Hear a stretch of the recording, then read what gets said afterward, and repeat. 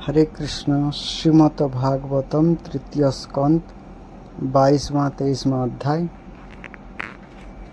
अध्याय देवभूति के साथ कर्दम प्रजापति का विवाह।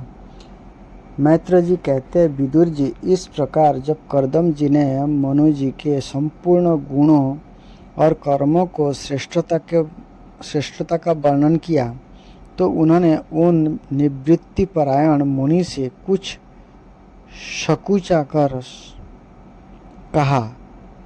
मनु जी ने कहा, मुने, वेद मूर्ति भगवान ब्रह्मा ने आपने वेदमय विग्रहों की रक्षा के लिए तप, विधा और योग से संपन्न तथा विषयों में अनासक्त आप ब्राह्मणों को आपने मुख से प्रकट किया है। और फिर उन सहस्त्र चारणों वाले विराट पुरुष ने आप लोगों की रक्षा के लिए ही अपना सहस्त्र भुजाओं से हम क्षत्रियों को उत्पन्न किया है।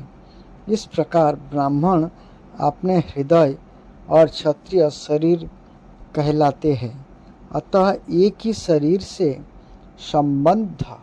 संबद्ध होने के कारण अपनी अपनी और एक दूसरे की रक्षा करने वाले उन ब्राह्मण और क्षत्रियों की वास्तव में श्री हरि की रक्षा करते हैं, जो समस्त कार्य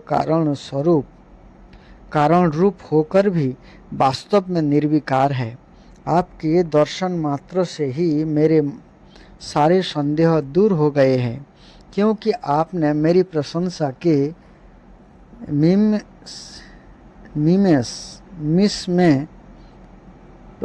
के मिस में स्वयं ही प्रजापालन की इच्छा वाले राजा के धर्मों का बड़े प्रेम से निरूपण किया है।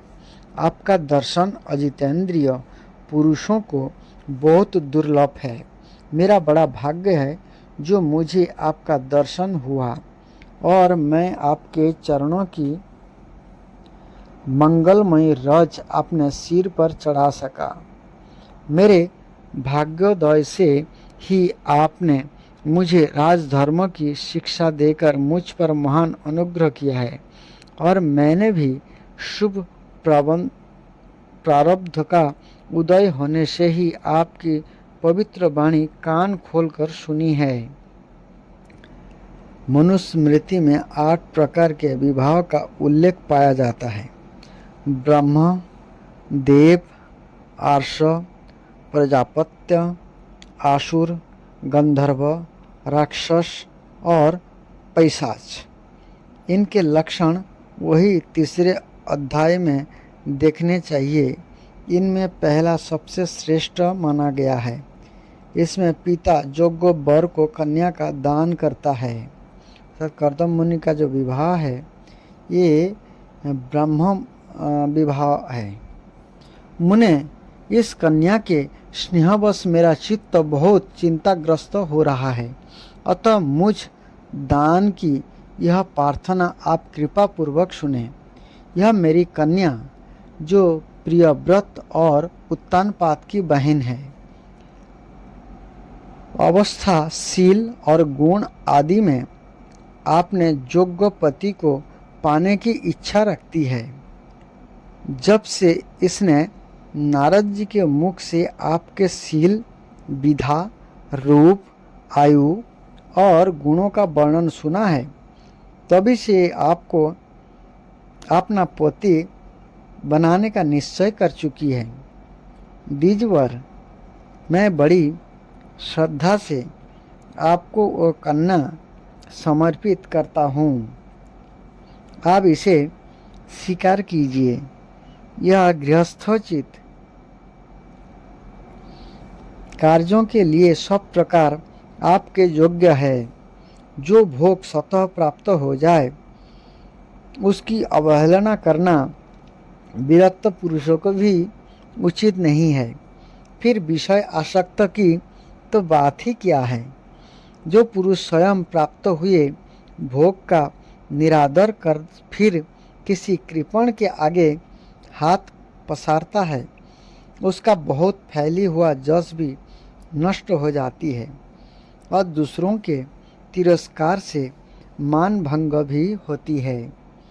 विद्वान, मैंने सुना है आप विवाह करने के लिए उद्धत है। आपका ब्रह्मचर्य एक सीमित तक है।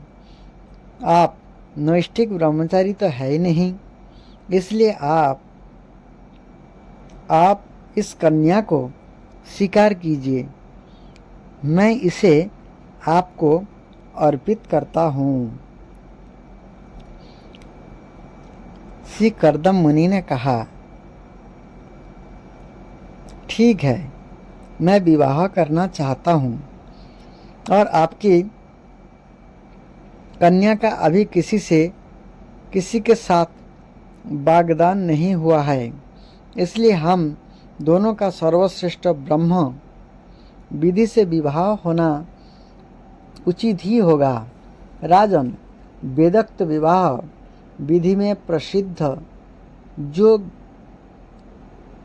गृहणामि ते इत्यादि मंत्रों में बताया हुआ काम अर्थात संतान उत्पादन रूप मनोरथ है, वह आपकी इस कन्या के साथ हमारा संबंध होने से सफल होगा। भला जो अपनी अंग कांति से आभूषण आदि शोभा को भी तिरस्कृत कर रही है, आपकी उस कन्या का कौन आदर ना करे। एक बार यह आपने महल की छत पर गेंद खेल रही थी।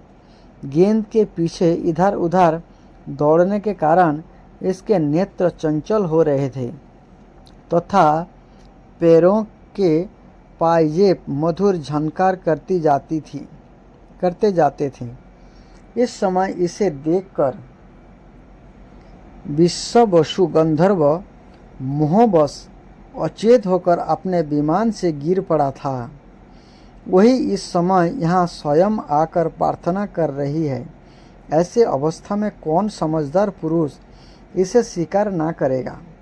यह तो साक्षात आप महाराज श्री स्वयंभुव मनु की दुलारी कन्या और उत्तानपाद की प्यारी बहन है तथा यह रमणियों में रत्नों के समान है। जिन लोगों ने कभी श्री लक्ष्मी जी के चरणों की उपासना नहीं की है, उन्हें तो इसका दर्शन भी नहीं हो सकता। अतः मैं आपकी इस साध्वी कन्या को अवश्य स्वीकार करूँगा, किंतु एक शर्त के साथ। जब तक इसके संतान ना हो जाएगी तब तक मैं गृहस्थ धर्मानुसार इसके साथ रहूँगा।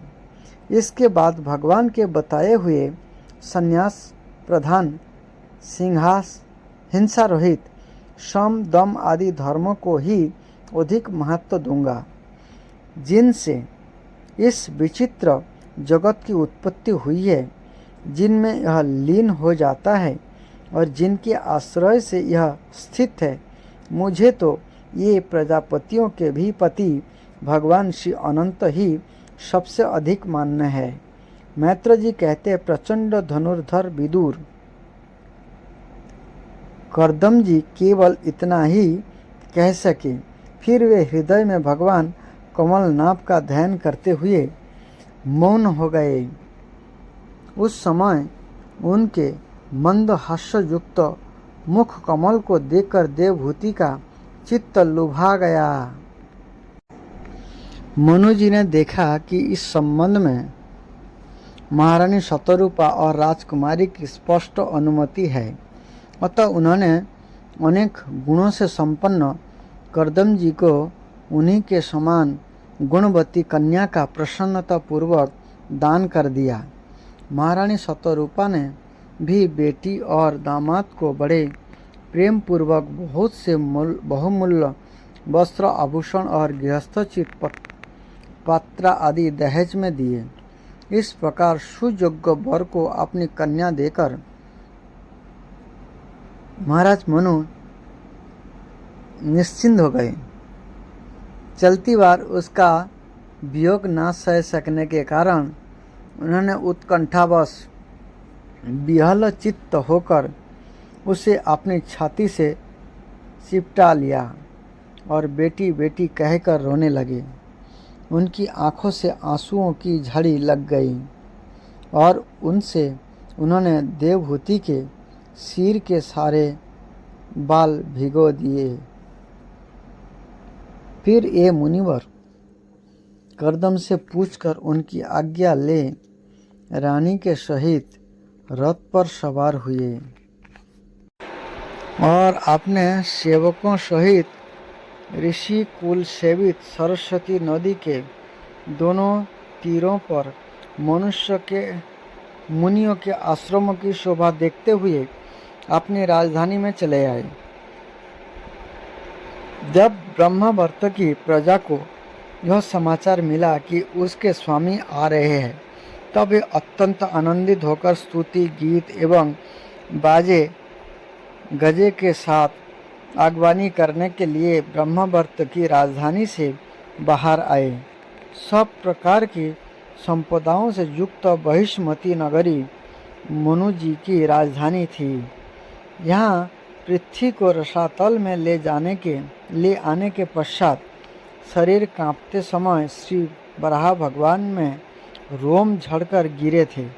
ये रोम ही निरंतर हरे भरे रहने वाले कुश और काश हुए, जिसके द्वारा मुनियों ने यज्ञ में विघ्न डालने वाले दैत्य का तिरस्कार कर भगवान यज्ञ पुरुष की यज्ञों द्वारा आराधना की है। महाराज मनु ने भी भगवान से भूमि रूप निवास स्थान प्राप्त होने पर इसी स्थान में कुश और काश की मरही चटाई बिछाकर श्री यज्ञ भगवान की पूजा की थी।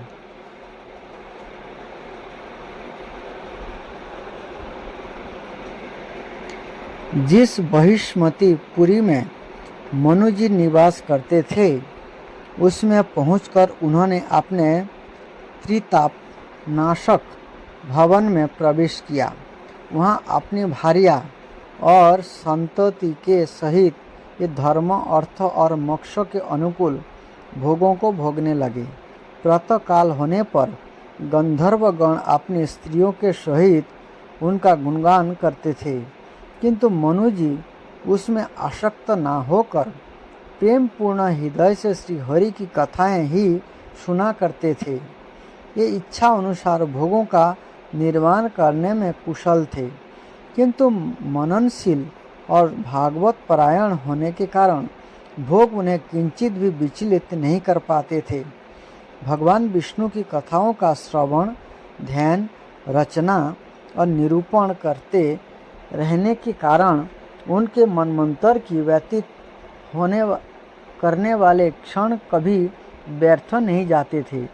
इस प्रकार अपनी जागृत आदि तीनों अवस्थाओं अथवा तीनों गुणों को अभिभूत करके उन्होंने भगवान वासुदेव के कथा प्रसंग में अपने मनमंत्र के 71 चतुर्युग पूरे कर दिए।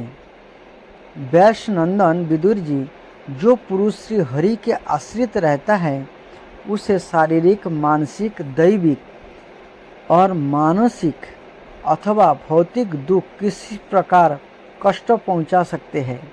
मनु जी निरंतर समस्त प्राणियों के हित में लगे रहते थे। मुनियों के पूछने पर उन्होंने मनुष्य के तथा समस्त वर्णों और आश्रम के अनेक प्रकार के मंगलमय धर्मों का भी वर्णन किया, जो मनु संहिता के रूप में आप भी उपलब्ध है। जगत के सर्वप्रथम सम्राट महाराज मनु वास्तव में कीर्तन के योग्य थे। यह मैंने उनके अद्भुत चरित्र का वर्णन किया। अब उनकी कन्या देवहूति का प्रभाव सुनो। 23वां अध्याय, कर्दम और देवहूति का विहार। श्री मैत्र जी ने कहा, विदुर जी, माता पिता के चले जाने पर पति के अभिप्राय को समझ लेने में कुशल साध्वी देवहूति कर्दम जी की प्रतिदिन प्रेम पूर्वक सेवा करने लगी। ठीक उसी तरह जैसे श्री पार्वती जी भगवान शंकर की सेवा करती हैं।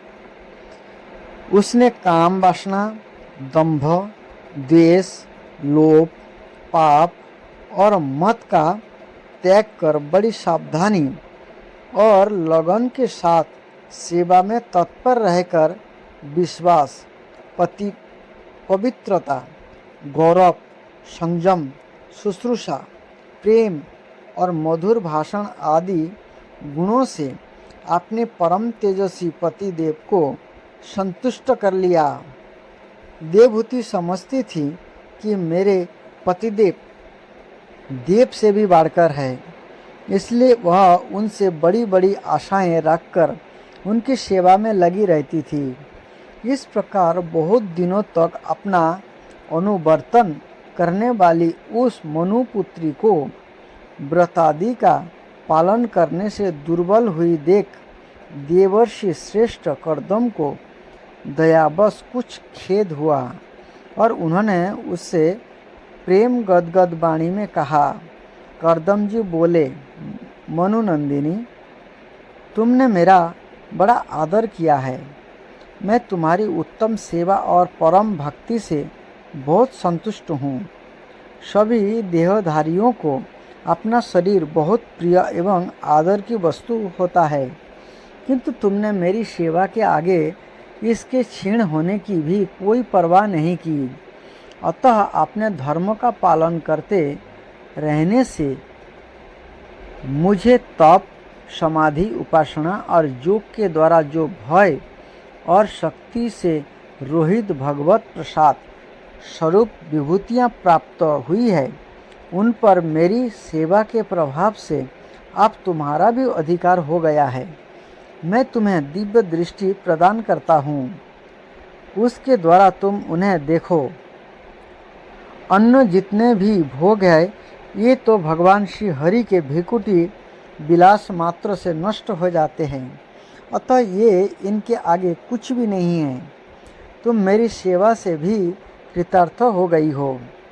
आपने पतिव्रत धर्म का पालन करने से तुम्हें ये दिव्य भोग प्राप्त हो गए हैं। तुम इन्हें भोग सकती हो। हम राजा हैं, हमें सब कुछ सुलभ है। इस प्रकार जो अभिमान आदि विकार है, उनके रहते हुए मनुष्य को इन दिव्य भोगों की प्राप्ति होनी कठिन है। कर्दम जी के इस प्रकार कहने से आपने पतिदेव को संपूर्ण जोग माया और विधाओं में कुशल जानकर उस अबला की सारी चिंता जाती रही। उसका मुख किंचित संकोच भरी चितवन और मधुर मुस्कान से खिल उठा और वह विनय एवं प्रेम से गदगद वाणी में इस प्रकार कहने लगी। देवहूति ने कहा, द्विज श्रेष्ठ स्वामिन, मैं यह जानती हूँ कि कभी निष्फल न होने वाली योग शक्ति और त्रिगुणात्मिका माया पर अधिकार रखने वाले आपको ये सब ऐश्वर्य प्राप्त है, किंतु प्रभु, आपने विवाह के समय जो प्रतिज्ञा की थी कि गर्भधान होने तक मैं तुम्हारे साथ गृहस्थ सुख का उपभोग करूँगा, उसकी आप पूर्ति होनी चाहिए, क्योंकि श्रेष्ठ पति के द्वारा संतान प्राप्त होना पतिव्रता स्त्री के लिए महान लाभ है। हम दोनों के समागम के लिए स्त्री के अनुसार जो कर्तव्य हो उसका आप उपदेश दीजिए और उबटन, गंध, भोजन आदि उपयोगी सामग्रियां भी जुटा लीजिए, जिससे मिलन की इच्छा से अत्यंत दीन दुर्बल हुआ मेरा यह शरीर आपके अंग संग के योग्य हो जाए, क्योंकि आपकी ही बढ़ाई हुई कामदेव काम वेदना से मैं पीड़ित हो रही हूँ। स्वामिन, इस कार्य के लिए एक उपयुक्त भवन तैयार हो जाए, इसका भी विचार कीजिए। मैत्र जी कहते, विदुर जी, कर्दम मुनि ने अपनी प्रिया के इच्छा पूर्ण करने के लिए उसी समय जोग में स्थित होकर एक विमान रचा जो इच्छा अनुसार सर्वत्र जा सकता था। वो विमान सब प्रकार के इच्छित भोग सुख प्रदान करने वाला, अत्यंत सुंदर, सब प्रकार के रत्नों से युक्त, सब संपत्तियों की उत्तरोत्तर वृद्धि से संपन्न तथा मणिमय खंभों से सुशोभित था। वह सभी ऋतुओं में सुखदायक था और उसमें जहाँ तहाँ सब प्रकार की दिव्य सामग्रियाँ रखी हुई थी तथा उसे चित्र विचित्र रेशमी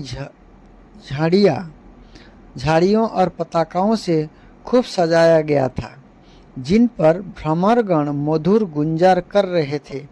ऐसे रंग बिरंगे पुष्पों की मालाओं से तथा अनेक प्रकार के सूती और रेशमी वस्त्रों से यह अत्यंत शोभायमान हो रहा था।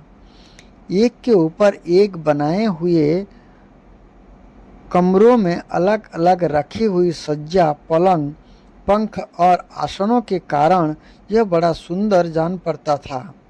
जहाँ तहाँ दीवारों में की हुई शिल्प रचना से उसकी अपूर्व शोभा हो रही थी। उसमें पन्ने का फर्श था और बैठने के लिए मूंगे की बेदियां बनाई गई थी। मूंगे की ही दहलियां थी।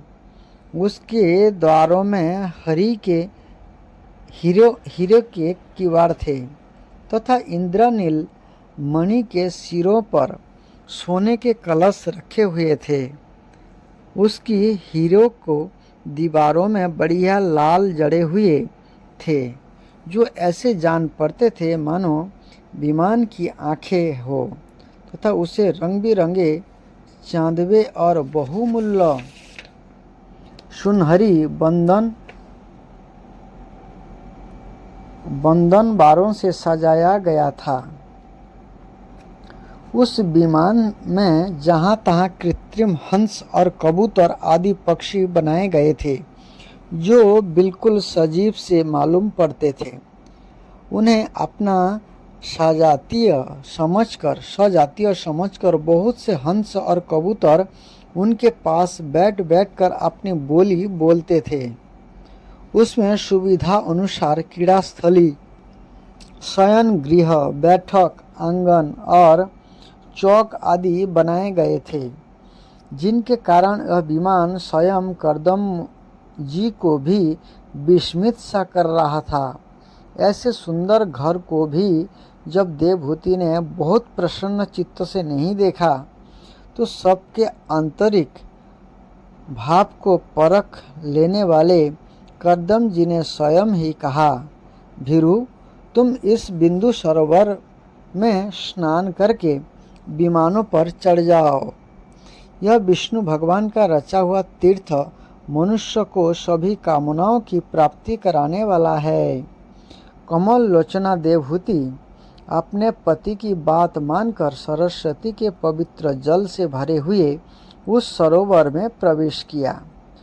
उस समय वह बड़ी मैली कुचेली साड़ी पहने हुए थी। उसके सिर के बाल चिपक जाने से उनमें लटें पड़ गई थी। शरीर में मैल जम गया तथा स्तन कांतिहीन हो गए थे। सरोवर में गोता लगाने पर उसने उसके भीतर एक महल में 1000 कन्याएं देखीं। ये सभी किशोर अवस्था की थी और उनके शरीरों से कमल की सी गंध आती थी। देवहूति को देखते ही ये सब स्त्रियां सहसा खड़ी हो गईं और हाथ जोड़कर कहने लगी, हम आपकी दासियां हैं, हमें आज्ञा दीजिए, आपकी क्या सेवा करें। विदुर जी तब स्वामिनी को सम्मान देने वाली उन रमणियों ने बहुमूल्य मसालों तथा गंध आदि से मिश्रित जल के द्वारा मनस्विनी देवहूति को स्नान करवाया तथा उसे 2 नवीन और निर्मल वस्त्र पहनने को दिए। फिर उन्होंने ये बहुत मूल्य के बड़े सुंदर और कांतिमान आभूषण, सर्वगुण संपन्न भोजन और पीने के लिए अमृत के समान स्वादिष्ट आसप प्रस्तुत किए। अब देवहूति ने दर्पण में अपना प्रतिबिंब देखा तो उसे मालूम हुआ कि वह भांति भांति के सुगंधित फूलों के हारों से विभूषित है, स्वच्छ वस्त्र धारण किए हुए है। उसका शरीर भी निर्मल और कांतिमान हो गया है तथा उन कन्याओं ने बड़े आदरपूर्वक उसका मांगलिक श्रृंगार किया। उसे सिर से स्नान करवाया गया है। स्नान के पश्चात अंग अंग में सब प्रकार के आभूषण सजाए गए हैं तथा उसके गले में हार हुमेल, हाथों में कंकण और पैरों में छमछमाते हुए सोने के पायजेब सुशोभित है। कमर में पड़ी हुई सोने की रत्न जटित करधनी से, बहुमूल्य मणियों के हार से और अंग अंग में लगे हुए कुमकुम आदि मंगल द्रव्य से उसकी अपूर्व शोभा हो रही है। उसका मुख सुंदर, दंतावली मनोहर, भौहें कमल की कली से स्पर्धा करने वाले प्रेम कटाक्षमय सुंदर नेत्र और नीली अलकावली से बड़ा ही सुंदर जान पड़ता है। विदुर जी, जब देवहूति ने अपने प्रिय पतिदेव का स्मरण किया तो अपने को सहेलियों के सहित वहीं पाया जहाँ प्रजापति कर्दम जी विराजमान थे। उस समय आपने को सहस्त्रों स्त्रियों सहित अपने प्राणनाथ के सामने देख और उसे उनके जोग का प्रभाव समझकर देवहूति को बड़ा विस्मय हुआ। शत्रु विजयी विदुर, जब कर्दम जी ने देखा कि देवहूति का शरीर स्नान करने से अत्यंत निर्मल हो गया है और विवाह काल से पूर्व उसका जैसा रूप था उसी रूप को पाकर वह अपूर्व शोभा से संपन्न हो गई है। इसका सुंदर वक्षस्थल चोली से ढका हुआ है। हजारों विधाधारियाँ उसकी सेवा में लगी हुई है तथा उसके शरीर पर बढ़िया बढ़िया वस्त्र शोभा पा रहे हैं। तब उन्होंने बड़े प्रेम से उसे विमान पर चढ़ाया। उस समय अपनी प्रिया के प्रति अनुरक्त होने पर भी कर्दम जी महिमा मन और इंद्रियों पर प्रभुता कम नहीं हुई। विधाधरियाँ उनके शरीर की सेवा कर रही थी। खिले हुए कुमुद के फूलों से श्रृंगार करके अत्यंत सुंदर बने हुए ये विमान पर इस प्रकार शोभा पा रहे थे मानो आकाश में तारागण से घिरे हुए चंद्रदेव विराजमान हो। उस विमान पर निवास कर उन्होंने दीर्घकाल तक कुबेर जी के समान मेरु पर्वत की घाटियों में विहार किया। ये घाटियाँ 8 लोकपालों की विहार भूमि है। इनमें कामदेव को बढ़ाने वाली शीतल मंद सुगंध वायु चलकर इनकी कमनीय शोभा का विस्तार करती है तथा श्री गंगा जी के स्वर्गलोक से गिरने की मंगलमय ध्वनि निरंतर गूंजती रहती है। उस समय भी दिव्य विधाधारियों का समुदाय उनकी सेवा में उपस्थित था और सिद्धगण वंदना किया करते थे। इसी प्रकार प्राण प्रिया देवहूति के साथ उन्होंने वैश्रम्भक, सुरसन, नंदन, पुष्पभद्र और चैत्ररथ आदि अनेकों देवोद्यानों तथा मानस सरोवर में अनुराग पूर्वक विहार किया। उस कांतिमान और इच्छा अनुसार चलने वाले श्रेष्ठ विमान पर बैठकर वायु के समान सभी लोक में विचरते हुए कर्दम जी विमान बिहारी देवताओं से भी आगे बढ़ गए। विदुर जी, जिन्होंने भगवान के भवभयहारी पवित्र पाद पद्मों का आश्रय लिया है, उन धीर पुरुष के लिए कौन सी वस्तु या शक्ति दुर्लभ है। इस प्रकार महायोगी कर्दम जी यह सारा भूमंडल जो दीप वर्ष आदि की विचित्र रचना के कारण बड़ा आश्चर्यमय प्रतीत होता है, अपनी प्रिया को दिखाकर अपने आश्रमों को लौट आए। फिर उन्होंने अपने को 9 रूपों में विभक्त कर रति सुख के लिए अत्यंत उत्सुक मनु कुमारी देवहूति को आनंदित करते हुए उसके साथ बहुत वर्षों तक विहार किया, किंतु उनका इतना लंबा समय एक मुहूर्त के समान बीत गया। उस विमान में रति सुख को बढ़ाने वाली बड़ी सुंदर सज्जा का आश्रय ले आपने परम रूपवान प्रियतमा के साथ रहती हुई देवहूति को इतना काल कुछ भी न जान पड़ा। इस प्रकार उस कामासक्त दाम्पत्य को अपने जोग बल से सैकड़ों वर्षों तक विहार करते हुए भी यह काल बहुत थोड़े समय के समान निकल गया। आत्मज्ञानी करदम जी सब प्रकार के संकल्पों को जानते थे, अतः देवहूति को संतान प्राप्ति के लिए उत्सुक देख तथा भगवान के आदेश को स्मरण कर उन्होंने अपने स्वरूप के 9 विभाग किए तथा कन्याओं की उत्पत्ति के लिए एकाग्रचित्त से अर्धांग रूप में अपनी पत्नी की भावना करते हुए उसके गर्भ में वीर्य स्थापित किया। इससे देवहूति के एक ही साथ 9 कन्याएं पैदा हुई। ये सभी सर्वांग सुंदरी थी और उनके शरीर से लाल कमल की सी सुगंध निकलती थी। इसी समय शुद्ध स्वभाव वाली सती देवहूति ने देखा कि पूर्व प्रतिज्ञा के अनुसार उसके पतिदेव संन्यास आश्रम ग्रहण करने के वन को जाना चाहते हैं, तो उसने अपने आंसुओं को रोककर ऊपर से मुस्कुराते हुए व्याकुल एवं संतप्त हृदय से धीरे धीरे अति मधुर वाणी में कहा। उस समय वह सिर नीचा किए हुए अपने नख मणि मंडित चरण कमल से पृथ्वी को कुरेद रही थी। देवहूति ने कहा, भगवान, आपने जो कुछ प्रतिज्ञा की थी यह सब तो पूर्णतः निभा दी, तो भी मैं आपकी शरणागत हूँ, अतः आप मुझे अभय दान और दीजिए। ब्राह्मण, इन कन्याओं के लिए योग्य वर खोजने पड़ेंगे और आपके वन को चले जाने के बाद मेरे जन्म मरण रूप शोक को दूर करने के लिए भी कोई होना चाहिए।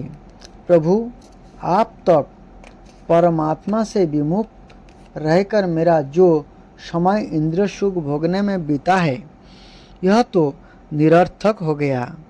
आपके परम प्रभाव को न जानने के कारण ही मैंने इंद्रियों के विषय में आसक्त रहकर आपसे अनुराग किया, तथापि वह भी मेरे संसार भय को दूर करने वाला ही होना चाहिए।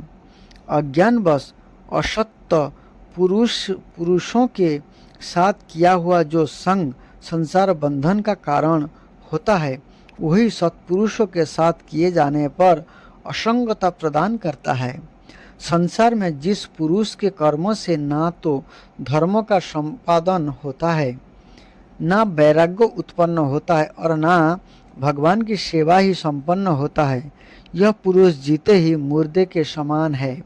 अवश्य ही मैं भगवान की माया से बहुत ठगी गई।